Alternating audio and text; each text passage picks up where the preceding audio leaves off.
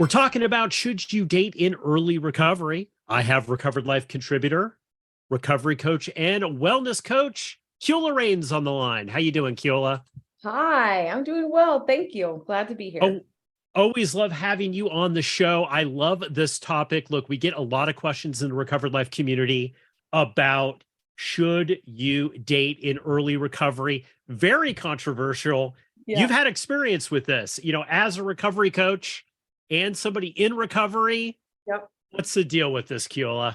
Yeah. So for me, I learned early on, I would say in the first 30, 60 days, my mentor that I was working with, and I was in a program where there was sponsorship, suggested that there's a few things you don't want to do in early recovery, and that's date, take on tons of new responsibilities at work, and continue to go to the old same places and hang out with the same people that you used to hang out with. So I heeded a bit of that advice, but the one thing I did not heed was ending the new relationship that I had started just about 3 months before I started my recovery journey. So I do have experience on being a person who was given the suggestion, and 4.5 years later, I'm happy to share what that looks like, the things that I had to risk because I chose my own path, and just I'm happy to just share my experience. I don't want to tell anyone exactly yes or no what you need to do. You listen to your intuition. I think that you can learn from my experience though, and make the best decision for yourself. Keola, you're not really one of the things that they do emphasize in early recovery. And I know 12-step programs, sober coaches, therapists, they all give this advice. Do not get into a relationship. I mean, I heard that over and over and over again. Now, most people don't pay attention to it, but it Yeah. is right up there, right? It is like, I would say the top three, like, hey, probably it's better to remove the alcohol from your house. And by the way, don't get into any relationships in early recovery, Yep. right? So it is something that, people do talk about a lot. There is a lot of that advice. I Yep. mean, why do you think that is? I mean, there's pros and cons, obviously. What are some of the pros and cons of Um, getting in a relationship early? so we'll go with, I'll give you the bad first in my experience. For me, the challenge in taking on a relationship, as I look back over the last 4 years, is that I risked some of my own personal growth.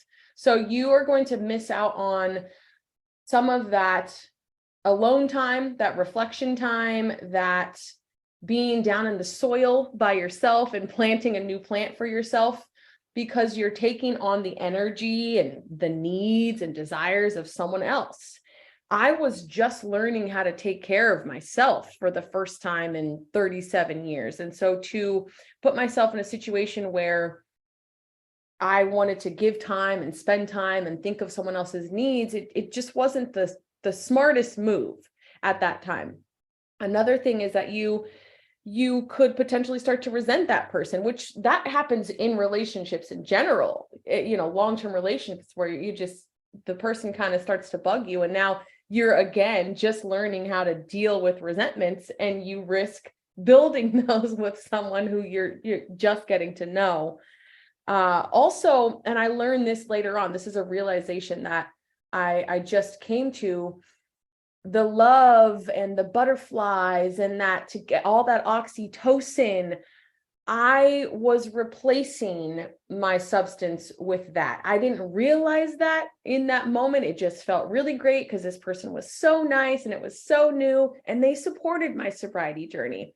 But I, again, didn't realize that I was not giving myself a chance to kind of detox from a heavy overload of dopamine. I was switching Yeah, over and using that, his presence as that. And I'm grateful that our relationship is still solid, but they're risking that personal growth and building those resentments. For me, it's something that now I have to work through that in my relationship.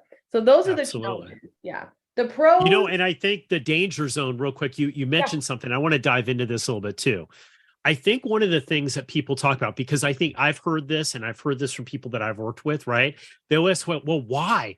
Why not get it? Why not get it? And part of it is, I think this whole idea of escapism, Yeah. not dealing with your stuff Yep. because you're in a codependent type of relationship where you're just focusing totally on the other person and Yep. kicking your stuff down the road until you get into a point where, hey, now you're in trouble. You might be having cravings. You might be in a situation where you're triggered, and then all of a sudden that you've relapsed and you don't understand what's going on. I mean, I think we'd have to be kidding to say that we haven't seen that, in the recovery journey for people, right? Oh, yeah, definitely. And even if it's not that you're putting it all into that person, you've gone from you to we, and you haven't even figured out who you are. And now you're trying to build a we when that person may or not be solid, and you're still trying to figure out who you are. And now you're going to just together with this shaky foundation. So yeah, Well, and here's the other thing too. I want to get your, because I know a lot of people are going to talk about this. There is a difference too about who you actually are dating too in the situation, in a relationship with, because I know a lot of people that are in early recovery will meet people in early recovery. Now, that is super problematic because they always say like sick people attract sick people, right? So if yeah, you haven't really worked out your stuff, you're getting in this trauma bond relationship. And I think we've seen that in recovery, yep, is that two people who really can't get their stuff together right yet because they're in early recovery. You shouldn't mhm, have your stuff together necessarily yet, right? yep. Are now joining forces for like bigger dysfunction. Forces of confusion is that's what it is. And you know what? Listen, the reason I'm learning, again, people are going to do what they do. Are there folks who didn't follow directions and somehow are managing? I'm sure there are. I'm one of those people. I know one other, the author of Stash, actually, she talks about this in her book. She met her partner in a facility, a rehab facility, and they're together now years later. And so, and she also talks about like, this is not the norm. This is not suggested. Don't use me as an example necessarily of it working. I'm also telling you, she and I are both telling you, don't do it. I live vicariously through the folks. I have a girlfriend. She's got a year and a half alcohol free.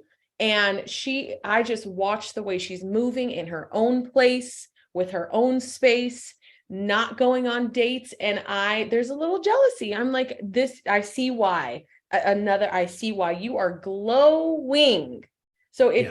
if you, I'm telling you from my experience, it sounds like there are some things that I really missed out on by not following that advice and not following that There direction. are pros and cons. And I think one of the confusing things about this is there is no direct answer for this, right? Like there isn't, because like obviously you were attracted and was dating somebody who, maybe didn't have a lot of issues, maybe was very, very stable, right?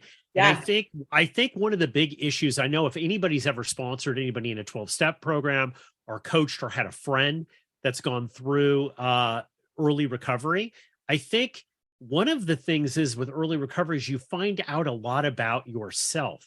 You Yeah. find out a lot about maybe patterns that you've had.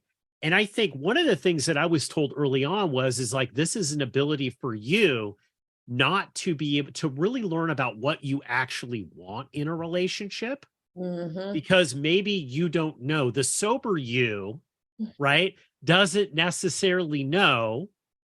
Yeah. The drunk you Yeah. maybe thought, the active addiction you thought one thing, but now the sober you is going to want something different. I mean, do you find that a lot with the people that you work with that maybe rush into relationships and now, it's a year, 2 years later and said, well, I wouldn't necessarily have picked that if Yeah. I would have already worked my stuff out.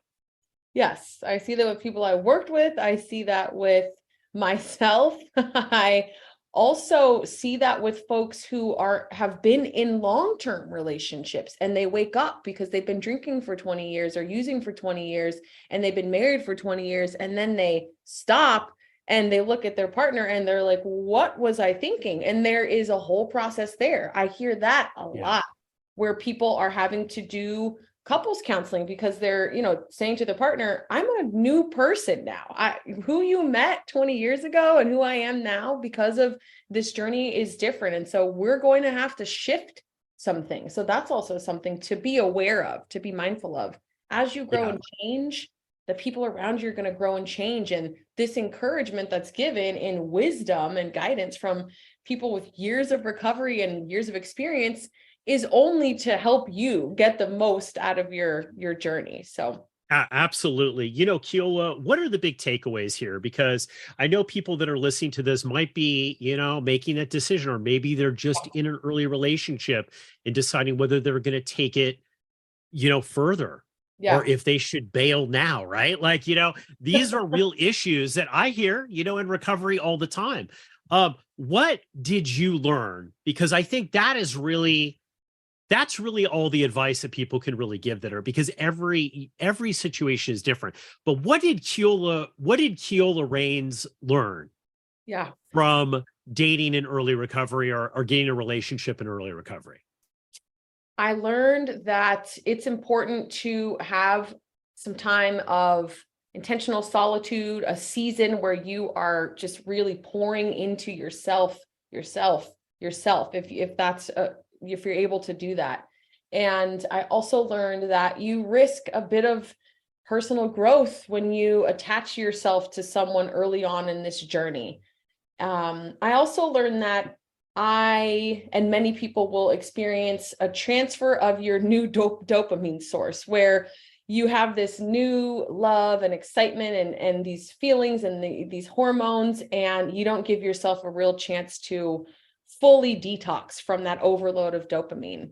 So while I feel lucky and grateful that my relationship is solid, I am now having to redo or revisit some of the lessons that I missed out on.